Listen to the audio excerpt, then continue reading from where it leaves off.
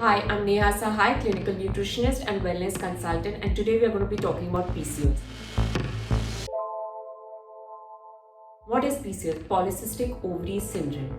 It is basically nothing but a hormonal imbalance where one has excessive male hormone or can have enlarged ovaries with cyst.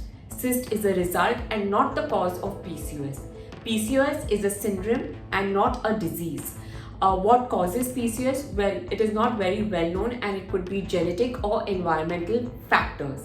Now, what makes you a candidate for PCOS? Well, there are certain signs and symptoms that suggest whether you have PCOS. Number one is infertility, difficulty in getting pregnant, infrequent, absent, irregular periods, increased hair growth, acne and oily skin, especially lower part of your face, male pattern baldness, thinning of hair, obesity, weight gain, especially around your waist area. More than 12 cysts on your ultrasound appearance, skin tags, excessive tags around the arms or around the neck, dark pigmentation in certain areas such as the nape of your neck, thigh or arms, mood swings, depression, irritability are few of the signs and symptoms.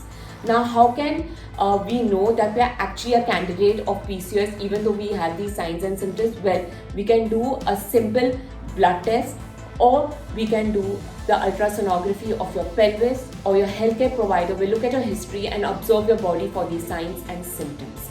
Now, if you're diagnosed with PCOS, you're more prone to certain health issues such as diabetes, especially type 2 diabetes, gestational diabetes, dyslipidemia, which basically means high triglycerides and HDL, high blood pressure, stroke, weight gain, miscarriage, sleep apnea, or non-alcoholic fatty liver, or autoimmune thyroid.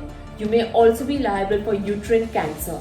But before you get worried, well, PCOS can very well be managed with a good lifestyle and diet.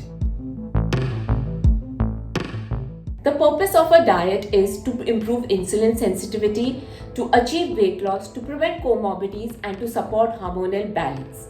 Now, how can we achieve that? It's simple. The overall carbohydrate percentage should be limited to 55 to 60% with a focus of high fiber, low glycemic index food. So include cereal sources such as bran, oats, quinoa, dalia, brown rice, bajra and jawar. Include fiber sources such as your leafy vegetables, nuts, seeds, pulses and legumes in your diet.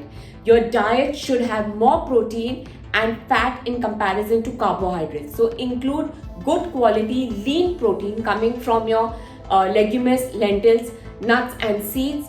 And if you're a non-vegetarian, from your chicken and eggs. Fat should come from healthy, good quality fat sources such as your nuts, seeds, avocado, or good quality cold pressed oil. Now you can include certain food in your diet which can help you to prevent insulin sensitivity.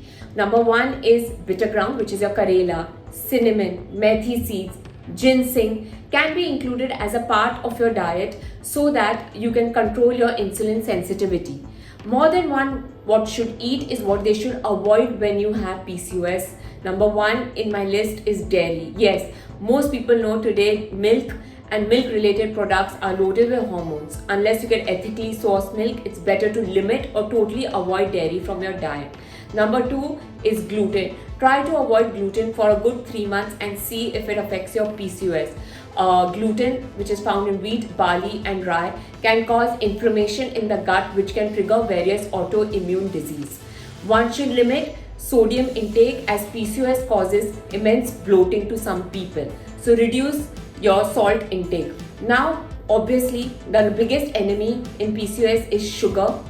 Make sure to limit your sugar intake drastically. Avoid processed packaged food or anything coming from a tin or can.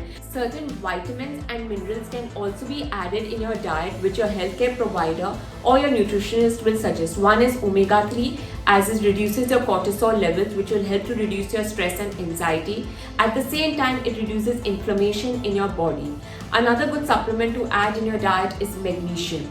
Next comes in line, most people with PCOS have low vitamin B level, and though it can come from food, you may require a supplement. Next is vitamin D, which is also plays a very essential role in balancing your hormones. Beyond this, what you need to do is exercise. Yes, exercise is important in order to manage your weight, create a better mood, as well as balance your hormones. Remember, PCOS is something that can easily be managed with a lifestyle change. So improve your lifestyle, eat healthy, and move that body, and you will notice that your PCOS is very well managed. Thank you for watching this video, and stay tuned for watching more videos on E Times Lifestyle.